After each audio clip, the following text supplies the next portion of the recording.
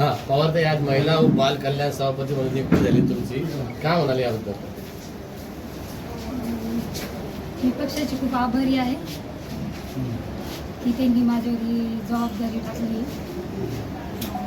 आणि मी यशस्वीरित्या पार पाडली ही जबाबदारी. महिला व बाल विकास भरपूर समस्या आहे, काय कशा सोडवल्या जातात? महिलांच्या संदर्भातल्या समस्या आपल्या विभागामार्फत सोडवल्या जातात. आपण त्या कशा पद्धतीने सोडवणार आहात? त्यांच्या ज्या योजना आहेत महिलांच्या सगळ्या राबवण्याचा प्रयत्न करतो.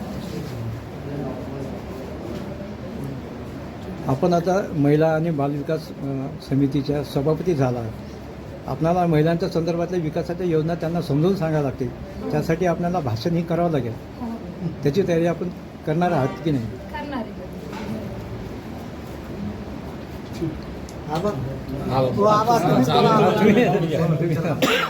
आता मला किती बोलायचं? माईक लावा ना, माईक. 2 मिनिटं. आबा, आपले मिसेस महिला व बाल कल्याण सभापती झाले, त्याबद्दल कोणाचे श्रेय लाभले आणि तुम्हाला एक नेते एक सासरे बुवाची काय मदत पडली त्याबद्दल नेमकं सांगा. मी सर्वप्रथम राज्याचे मुख्यमंत्री आदरणीय देवेंद्रजी फडणवीस साहेब, राज्याचे भारतीय जनता पार्टीचे प्रदेशाध्यक्ष आदरणीय श्री रवींद्र चव्हाण साहेब, तसेच आमच्या जिल्ह्याचे नेते ओबीसी कल्याण मंत्री आदरणीय श्री अतुलजी सावे साहेब, माजी केंद्रीय मंत्री डॉक्टर भागवतजी कराड साहेब, आमदार प्रशांतजी बन साहेब, आमदार अनुराधाताई चव्हाण, आमदार श्री भगवानरावजी लोणीकर, आमचे जिल्हाध्यक्ष आदरणीय श्री संजयजी खंबायती, या सर्व मंडळींनी एक सिनियरिटी काउंट करून या ठिकाणी मीनाक्षी पवार यांना या ठिकाणी महिला बाल कल्याण पदाची जबाबदारी दिलेली. सगळं श्रेय त्या सर्व मंडळींना या ठिकाणी. मतदारसंघामध्ये कसं वातावरण? मतदारसंघामध्ये खूप उत्साहाचं वातावरण आहे आणि दुसरी बाजू अशी की ती जबाबदारी आपली या ठिकाणी वाढलेली आहे. लोकांच्या समस्या, लोकांचे प्रश्न कधी संपत नसतात. प्रश्न नव्याने त्या ठिकाणी निर्माण होत असतात. ही सगळी मोठी जबाबदारी आज मीनाक्षी पवार यांच्या खांद्यावर या ठिकाणी आलेली आहे. ती जबाबदारी निश्चित मनाने यशस्वीरित्या त्या ठिकाणी पार पडतील असं मला या पवार साहेब, जिल्हा परिषद तुम्हाला गाढा अभ्यास आहे. सध्या पाणी टंचाई सुरू आहे. 2 दिवसापूर्वी पावसाचं वाढलेलं आहे, त्याबद्दल काय म्हणाल? पाणी टंचाईचं अजून मला तरी वाटतं जिल्ह्यात एकही ग्रामपंचायतीने कुठं टँकरची मागणी आपल्याकडे केलेली नाही. एक विषय आहे का जलजीवन मिशनचे जे कामं आपल्या जिल्ह्यामध्ये या ठिकाणी झालं ते 80% त्या ठिकाणी पूर्ण झालेली कामं आहेत. 100% व्हायला पाहिजे होती, कारण खूप मोठा काळखंड त्याच्यात गेला.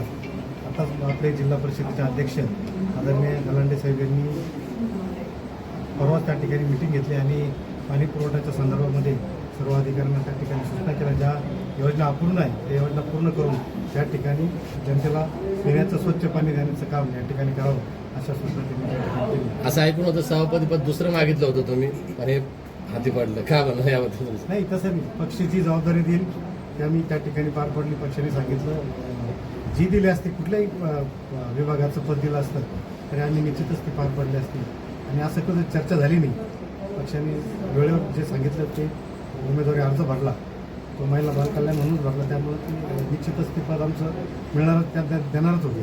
त्यात मात्र त्या ठिकाणी शंका नाही. महिला बाल विकास जे विभाग आहे आपला, हा विभाग जिल्हा परिषदेमध्ये कायम दुर्लक्षित समजला जातो. या विभागाला निधी पाहिजे तसा दिला जात नाही. यात आत्तापर्यंत जिल्हा परिषदेचं जेवढं मेकॅनिझम आहे आपलं, याच्यामध्ये सगळ्यात काम करण्यासाठी सगळ्यात मोठा वाव कोणता विभाग असेल तर महिला बाल कल्याण विभाग. परंतु मागचं मी काय या ठिकाणी बोलणार नाही, परंतु राज्यामध्ये हे राज्य सरकारने महिलांसाठी ज्या योजना या ठिकाणी सध्या सुरू केलेल्या आहेत आणि जास्तीचा म्हणजे 50% वाटा लोकसंख्येमध्ये महिलांचा आहे आणि तो विभाग मीनाक्षी पवार यांच्याकडे आल्यामुळे त्याच्यातल्या सगळ्या योजना, बारीक सारीक योजना, नव्याने काही आपल्याला काही करता येईल की या सगळ्या योजना त्या ठिकाणी त्याचा प्रसार, जनजागृती आणि इम्प्लिमेंटेशन म्हणजे शेवटच्या घटकापर्यंत पोहोचण्याचं काम त्यांच्या माध्यमातून या ठिकाणी निश्चितच होईल. महिला बाल कल्याण विभागाच्या अंतर्गतमध्ये विशेषतः अंगणवाडी असेल किंवा पोषण आहार असेल, कुपोषित बालकांचा विषय या ठिकाणी नेहमी सातत्याने आपल्यासमोर या ठिकाणी येत असतो. मागच्या काळामध्ये खूप विषय तो मागच्या बॉडीमध्ये त्या ठिकाणी आणला होता. त्याच्यातही आम्ही बारीक लक्ष देऊन वाड्या तांड्यावर वस्तीवर जे कुठं कुपोषित एखादी घटना त्या ठिकाणी घडत असेल तर निश्चितच आम्ही त्या ठिकाणी आळा घालू. जे कोणी अधिकारी त्याला जबाबदार असतील त्यांच्यावर निश्चितच आम्ही कारवाई करण्याचे या ठिकाणी काम करू. आणि कुठलंही हलगर्जीपणा या विभागाच्या अंतर्गतमध्ये कर्मचाऱ्यांच्या माध्यमातून या ठिकाणी होणार नाही याची निश्चितच आम्ही भविष्यामध्ये या ठिकाणी अशा स्वयंसेविका आहेत ग्रामीण भागामध्ये खूप चांगल्या पद्धतीनं काम करतात, पण त्यांच्याही अनेक समस्या आहेत. त्या समस्या आपण कशा पद्धतीने सोडवाल? अशा स्वयंसेविकाचं हे जे येणाऱ्यांच्या माध्यमातून आपण त्या ठिकाणी योजना राबवतो ते विभाग आरोग्य खात्याच्या अंतर्गत येत असल्यामुळे, परंतु तुम्ही प्रश्न विचारला, अशा सेविकाचं काम मोठ्या प्रमाणात चांगल्या पद्धतीने त्या ठिकाणी चालू आहे. त्यांच्याकडे जी काही PSCच्या अंतर्गत जे काही त्यांना डिलिव्हरी असेल किंवा लसीकरण असेल किंवा मागं कोरोनाच्या काळामध्ये त्यांचं मोठ्या प्रमाणात चांगलं काम त्यांनी कौतुक करावं असं काम अशा सेविकाच्या माध्यमातून आपल्या जिल्ह्यामध्ये झालं आहे. आणि भविष्यातही देखील शासनाच्या ज्या योजना असेल त्यांच्या माध्यमातून या ठिकाणी चांगल्या प्रकारे राबवल्या जाणार. धन्यवाद.